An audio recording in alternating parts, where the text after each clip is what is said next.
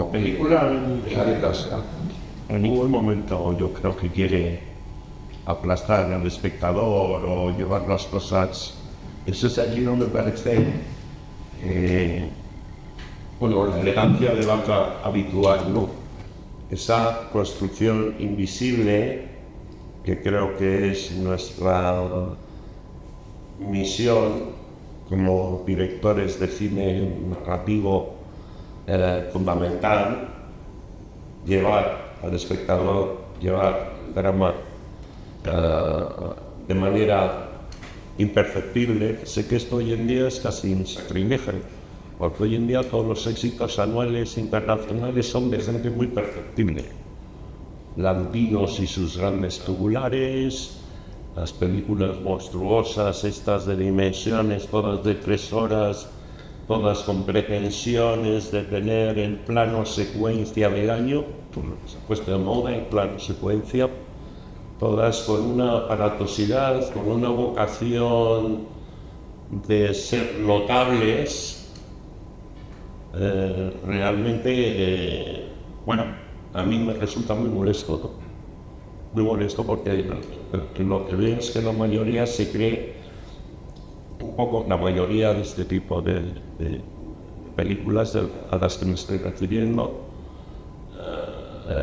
son cineastas que supongo que se consideran que la obra existe para que ellos, ¿cómo decirlo sin ofender?, se luzcan. Bagdad es uno de los cineastas ejemplares en eso tan casi olvidado que consiste en plegarse a la historia y en plegarse a los personajes, ¿no? Cuando me llamasteis, yo entendí bien que esta sería charla sobre dirección de cine, no sobre guión, ni de sociología, sino de, bueno, de dirección, de puesta en escena y demás. Y dije, qué buena idea, ¿con qué director me apetecería a mí hacer esa experiencia de mis colegas previos? Y me vino de inmediato el Eloy de la Iglesia a la cabeza, porque es un director al que admiro mucho, es un director peliagudo, es todo un personaje. Creo que es el gran olvidado del cine de la transición, es el gran olvidado de la historia oficial. Polémico, homosexual, comunista y yonki. Claro, aquí me gusta, sí que es homosexual, comunista y yonki en los 70 y en los 80. Pues a los que menos les gustaba probablemente era a su propio partido, ¿no? Con el que tuvo grandes crisis, el Partido Comunista de España, claro. Y un personaje como el de la Iglesia pues movía contradicciones a su alrededor. En cualquier caso, como puesta en escena, como narrador, a mí siempre me ha parecido un gigante. Y sus películas me parecen además muy valientes, descaradas y con gran cine dentro. Y de inmediato pensé que Luis de la Iglesia era buena idea, pero que era un poco lío porque sí corríamos en película de encargarnos en los aspectos extracinematográficos del personaje. Y entonces dije, Paca, que es otro de esos de mis favoritos y que no está escrito con grandes nombres, con grandes letras, pero que para mí, especialmente desde que hace unos años revisé Carne de Horca cuando iba a hacer la serie de Bandoleros Libertad. Fue la única peli así que significó algo ver para el trabajo en la serie, ¿no? O sea, me gusta mucho referenciar cuando trabajo y tal, pero bueno, sí quise desempolvar un poco qué se había hecho en España con el tema Bandoleros. Carne de Horca, claro, es espeluznante, es alucinante que esa película se realizó en España en el 53. Es cualquier cosa menos condescendiente, blanca, limpia, o heroica o mitológica. Los bandoleros de Carne de Horca son muy mala gente, matan civiles, destrozan un pueblo, queman las cosechas, ahorcan a los habitantes. Y es una película redonda, violenta, culpa y dura, insospechada, 1953, pues la hizo. Y claro, Carne de Orcas no iba a entrar por esta razón precisamente. Entonces me pareció que Mi tío Jacinto, que es la menos nombrada, por así decirlo, no valorada, porque siempre ha sido una película bien valorada, más o menos bien tratada, bien de Mutec, es que es difícil no tratarlo. Y esa es la razón, una confusión, que si yo voy a saber que esto es la película de mi vida, me hubiera asustado muchísimo, porque no existe tal cosa, cinefilia, cuidado. Entonces, y dije, pues Mi tío Jacinto, claro, cuando la vi, la revisé y tal, me alegré mucho por esto, ¿no? Porque ya te digo, el listado de virtudes, Antonio Vigo es Buster Keaton, tiene la tristeza en la mirada de Buster Keaton, la elegancia de ese orgullo herido, qué bien le dice al crío cuando la tortilla que no tiene hambre, la interpretación de todo el cuerpo, las manos, hay un perro que lleva como así que le sale su dedo, hay una mezcla de timidez social como son las escenas de cortejo con la de los sellos. Hay que te miro, hay que me mira, y luego ya cuando se anima y se compra un puro, va a pavonearse, en cuanto la mujer le mira a él ya se corta el pavoneo, ¿no? Esa sensación de un desplazado social, triste, pero con orgullo, con planta todavía, con lucecita como para todavía seguir brillando. Y entonces toda esa gesticulación de Vico, lo sutil ya cuando se despierta, ¿no? Ya los andares con el paraguas. Me parece un actor también de extraña carrera, se hinchó a hacer spaghetti westerns como todos en los 60 y sus, pero vamos, en la película tiene altura lo que lo hacen, vamos. La escena en que se prueba el traje al final, como ahí hace una panorámica de el tío Jacinto al chaval mirándole, de esas de la el sobrino mira a su tío, ¿no? Otro momentazo de contención, el chaval nos ha tenido mareados para conseguir dinero para pagar la leche. Y según entra en la cabaña, en la chabola se le cae la leche. Hemos hecho, uy, momentazo, ¿no? A Pepote no le ha importado. Se ha subido a la cama a poner el reloj en hora. Son las 9. Y hay que despertar al tío Jacinto. Esa desdramatización del hecho del cántaro de la leche derramada me parece que es ya un síntoma de todo lo que va a ser la película en cuanto al tratamiento de las emociones, de las expectativas. No queremos dar lástima. La dignidad de los personajes le dice al director, no te pongas a intentar darnos lástima, no empujes. Bueno, no empujes. En esta peli es muy fácil empujar, colgarte un poco ahí al final de las escenas. Luego hay una cosa que me gusta mucho, a ver cómo me explico. Hay algún exalumno por aquí que ya me ha oído esta chapa. En los primeros tiempos, el cine mudo trabaja sobre un eje de 180 grados, es decir, la cámara ocupa el lugar frontal a la caja del decorado, ¿no? Y todas las relaciones espaciales son horizontales. Me voy a la derecha, cambio de habitación, voy a la izquierda, tal. El cine trata de algunos años en lograr o intentar que el espectador incluya el contracampo, lo que hay detrás de la cámara, también como espacio cinematográfico. Es decir, que los personajes ahora pueden hacer esto y tiene continuidad en el espacio. Eso que parece una boutade, pero es importante porque el cine en ese momento el cine ya aprende y con él el espectador a pensar que el espacio fuera de cuadro sigue siendo espacio cinematográfico.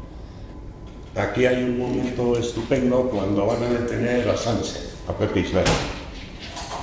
Estamos encuadrando a Pepe Isbert hace así, hostia, la poli, se levanta y se va. En ese momento entra en cuadro el policía. Y ya te digo, tenía un valor extra cuando el cine estaba empezando a construir una sintaxis y una gramática espacial, llevando de la mano al espectador. Esto no lo puedes hacer si el espectador no te lo entiende, ¿no? Entonces, parte de prueba y error, pues bueno, aprendes de los mayores, aprendes de lo que ves.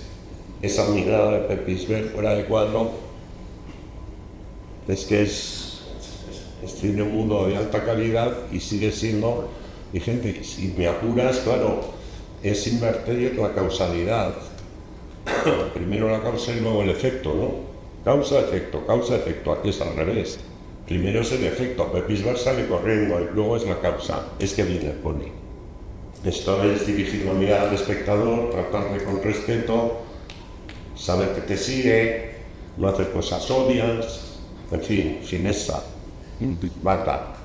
Más momentos, bueno, personalmente el inserto de la chaqueta de Pepe Isbert cerrada también me fascina, porque también es un recurso muy de cine mudo. En el plano anterior, que es el conjunto, está el policía con Isbert, y el policía hace así, como acercando la oreja al traje, ¿no? Y va tan metido un inserto de la chaqueta, no del personaje, no tiene cabeza ahí, de la chaqueta cruzada cerrada de Pepe Isbert, ¿no? Ahí está sonando algo, que luego cuando se la abre, sube la mezcla y oímos por fin un relojesto. Pero el plano de la chaqueta, que si lo piensas narrativamente, no es necesario, pero es un apoyo visual a un sonido que está como oculto. Ahí está sonando algo. Ese es un plataco también difícil de pensar y de que se te ocurra hacerlo hoy en día. Todos hubiéramos subido la mezcla de los relojes y ya está. Más cosas. Aparte del ladrón de bicicleta, he estado pensando que 2 años después una película que se titula Mi tío gana el Oscar. La mejor película de habla inglesa, es francesa y es de Jacques Tati. Y también es una película que habla de la sociedad de su época, de la modernidad y de lo viejo, una visión totalmente diferente de esta. Los franceses para la picaresca pues son menos salados, supongo, pero también me ha hecho pensar, ¿no? 2 años después ya está bien en Technicolor y tal, luego una película muy, muy diferente a esta, pero aprovechando los mismos palos, ¿no? Las mismas herramientas. Un desarraigado social, porque Monsieur Hulot, el personaje de Tati, es un desplazado, la familia no quiere saber nada de él, considera que es un excéntrico, que es un zumbao, vive en una casa que es como de locos y es un tío que es raro. Entonces, con una bicicleta va por ahí, no está con los tiempos, no está modernizando bien el hombre, ¿no? Y sin embargo, para el crío, para la inocencia del crío, el mundo infantil del crío, aún sin formar, bueno, aquí Pepote, el de ya está aquí, es un crío un poco más mayor, tendrá 11, 12 años, encuentra todo ese espacio de educación emocional, de alguna manera, o de educación en dignidad, pues en las andanzas que hace más o menos libertarias, que no puede hacer con su familia y que hace con su tío. Y conoce pues un barrio menos deshumanizado y otra manera de vivir la gente en la que se habla y hay contacto físico y hay grasa y hay mierda en el suelo. Entonces es curioso porque ya te digo, 2 años de diferencia, que también hablan de los 2 años de diferencia entre ambas cinematografías, ¿no?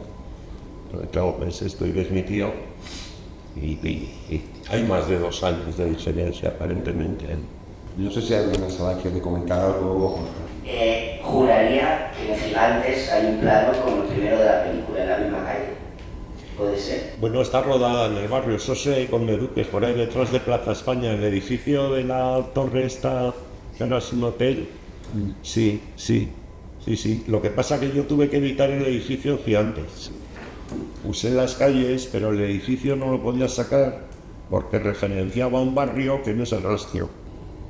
Nosotros en Gigantes tuvimos que hacer el rastro en 2-3 sitios, no solo en Cascorro y en Ribera, sino que lo tuvimos que completar en la calle San Bernardino, con Leduque, Ponciano, por esa zona que está ahí detrás de Plaza España. ¿Te tuviste en cuenta el plano? No, yo esto cuando lo vi el otro día dije, ahí va. ¿Me ha copiado? No, porque ya te digo, yo no saqué ese edificio, no lo podía sacar, porque hubiéramos estado en otro lugar de Madrid que no en el rastro. Ana. Sí, claro, mi sensación es como que dentro del viaje de Lazarillo, ¿no? Va transcurriendo diferentes días, ¿no? Entonces creo que ahí el reto de la puesta en escena de Magda en este caso es situarlo todo el mismo día.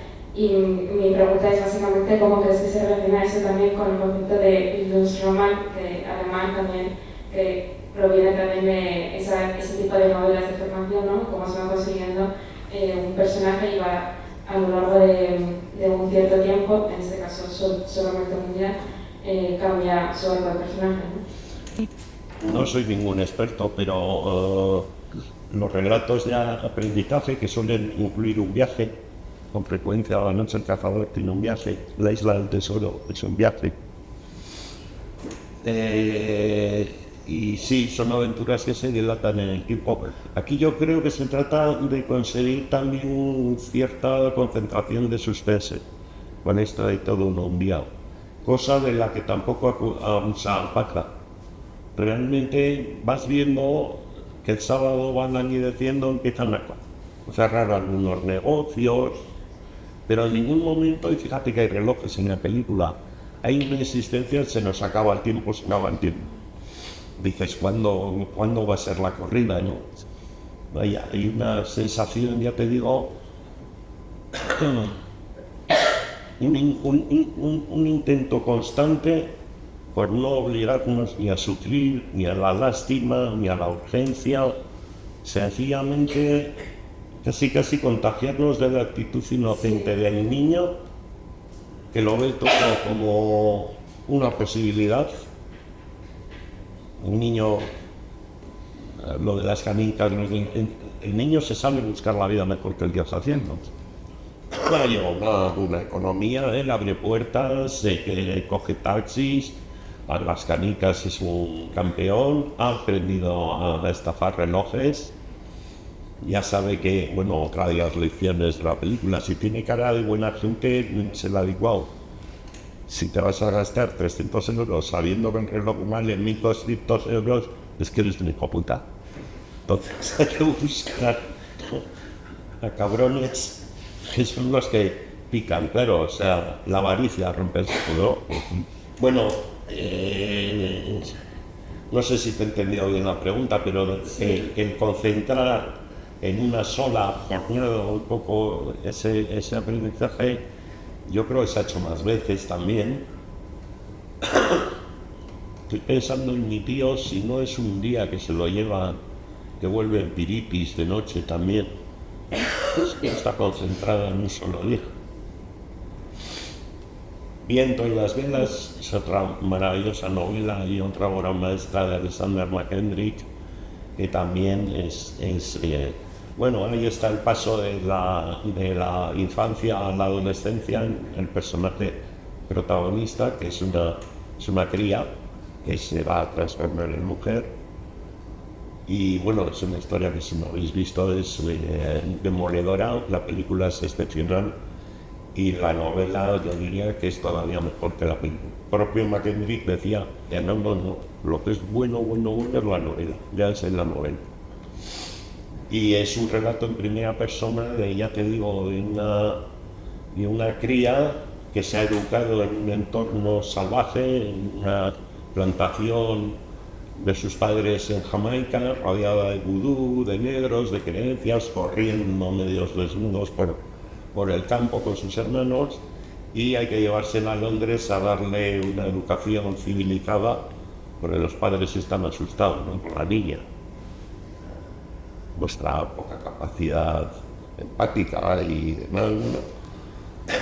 Y la novela es aterradora, pero sí, también es un viaje. Y también me parece como muy curioso también el tema de la lección de unidad, el tema de la unidad clásica, ¿no?, de griega, en el sentido de seguir como mismo espacio, que en este caso sería Madrid, ¿no?, misma unidad temporal, que en este caso es región en un día, y después como trabajo bien de diferentes parámetros de forma inconsciente, yo creo, porque no creo que sea igualmente planificado por el guionista de director también. Estoy de acuerdo. Y desde luego a la hora de construcción, cuando tienes una plantilla horaria o temporal, suele ayudar bastante a guión. 7 días de enero, 3 días para morir, límite 48 horas, o sea, la película contra el reloj suele funcionar. Y a la hora de construir y demás, pues bueno, un reloj tiene cuartos, tiene medias, tienes por dónde vas, a qué altura voy, tiene que ir acabando la historia, donde empieza el clima. Quiero decir, es casi un ideograma de lo que puede ser una construcción dramática, hasta en lo circular, si me apuras, una construcción dramática cinematográfica, ¿no?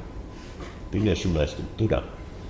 Cuando el arco temporal de la historia es más indefinido o más largo, los problemas son otros.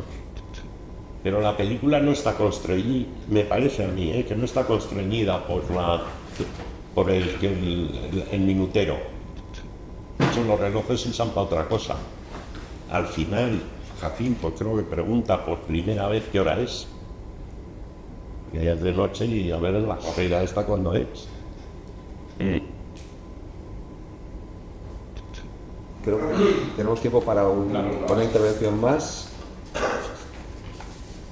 Si nadie se anima, la hago yo. Hay una cosa que me gusta también mucho de guión de Enrique, que es cómo puntúa cada escena, ¿no? Muchas veces con mucho sentido del humor. Las escenas tienen un desarrollo de guión, de planteamiento, desarrollo y final, ¿no?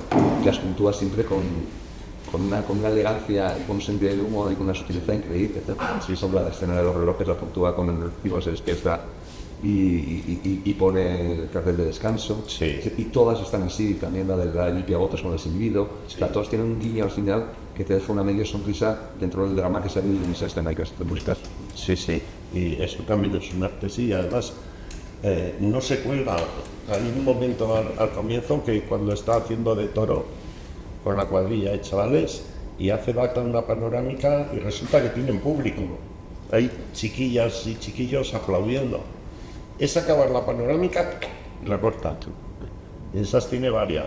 Cualquiera de nosotros se quedaría ahí un rato, incluso haría un plano de las niñas y los niños aplaudiendo. Banda tiene prisa, ¿no? Sí. Cuando va al falsificador, que le dice cámbiese de ropa, que se pone el gabán, la gorra, momento vas cerquito. ¿Cómo cierra la escena? Se pone así en una esquina a la izquierda del encuadre y haces con la gorra. O sea, me la pruebo, no, la dejo. No sé muy bien qué hacer, no sé cómo esperar, no sé cómo. Ese detalle, ¿no? Algo que no es tuyo, además. Buster Keaton tiene varias secuencias, además probándose sombreros, no sé. Se llama fijación mija. Sí, bueno, es que la película es para mirársela con minuciosidad. Eso que hacíamos a veces en clase de ir pam, desde el principio hasta el final, sacándoselo todo. Hay otro detalle de dirección cuando sale que le dice el crío, pues si 300 pesetas, pues vamos a por más tabaco. Y él le dice, para conseguir 300 pesetas tendríamos que llenar esta furgoneta. Bueno, pues la furgoneta acaba de entrar en cuadro, antes de que empiecen con el diálogo. No está allí, que sería lo obvio. El espectador ha visto entrar a la furgoneta antes de que se produzca ese diálogo, entra el camión, que no está cuando salen ellos, y entra el camión. Y eso es orgánico. Es orgánico. Entra un camión y en ese momento el tío Jacinto lo usa para explicarle al crío. No es igual que si yo dejo el camión y ya sales y digo, esta furgoneta. El guión es igual, la escena no. ¿Sabes? Bueno, pues ahora vamos a hacer el codera de la película. Vale. Que me dicen que no puedo. Y yo con el micro. Y con el micro, ¿sabéis? Es muy curioso el plano del final, ¿no? Cómo hace ese traveling out hasta, o sea, como que juega un poco con la expectativa de está buscando, ¿no? ¿Cuál traveling? El último antes de descubrir al chaval, hace como haciendo un traveling out, y entonces, claro, no sabemos dónde está él, dónde está el niño, y de repente lo muestra, ¿no? Como el escoltón. Entonces, como que es muy... Ya fuera de la plaza, sí, además no cambia foco. Claro, El crío sigue desenfocado. Es extraño ese plano. Y es uno de los movimientos de cámara así más obvios, menos orgánicos de toda la película. Quiero decir que se ve. Sí, o sea, se ven los... Normalmente no le ves los travelings ahora, ese se ve. Pero claro, tienes un énfasis dramático y claro, tenemos pendiente de contar la bomba. No te he visto, me han echado. Entonces, claro, tienes que preparar, es la última escena. Luego vuelve a cortar a un ángulo bajo y tío Jacinto ya se arranca. Vuelve a ese plano, la posición final otra vez, y ahí los reúne. Curiosa, la escena curiosa. Pero todas las del exterior de la ventana, la de las colillas y el cartel también, pito con la escena. Para empezar la aparición de la plaza, con ellos entrando al cuadro. Un monumento, o sea, un templo. Para ellos y para esta ciudad, ¿no? La calle Alcalá al fondo, lo que ahora es Parque Avenidas, y te pones a recoger colillas. Y luego el cartel, panorámica de descenso, la idea de rasgar tu nombre con la punta del paraguas, es que es mucho. Eso también es gol. Sí, que luego el chaval lo arranca en otra ocasión más adelante, ¿no? Lo aprendí. Y luego el paraguas se les toca al final. Y luego el paraguas se destoque, lánguido y flácido, clavado ahí en un árbol, muerto de asco. Qué bonito. Pues muy bien, Juan, ha sido un placer, os publique. Ya, entonces, sí, creo que nos van a echar, bueno, que nos cierren, o no sé. Bueno, ha sido pues muchísimas gracias. Hablar de esto nos gusta, hablar de esto me parece que es necesario de vez en cuando. Lamento haber estado un poco torpe quizás o descosido, pero siempre es un placer compartir charlas sobre puesta en escena, sobre dirección, sobre este maravilloso oficio. Y luego, ¿qué queréis que os diga? Pero ir al cine y poder ver esta cosa del 56 aquí en estas condiciones es un regalo. O sea que nada, muchísimas gracias por la atención y hasta otra vez.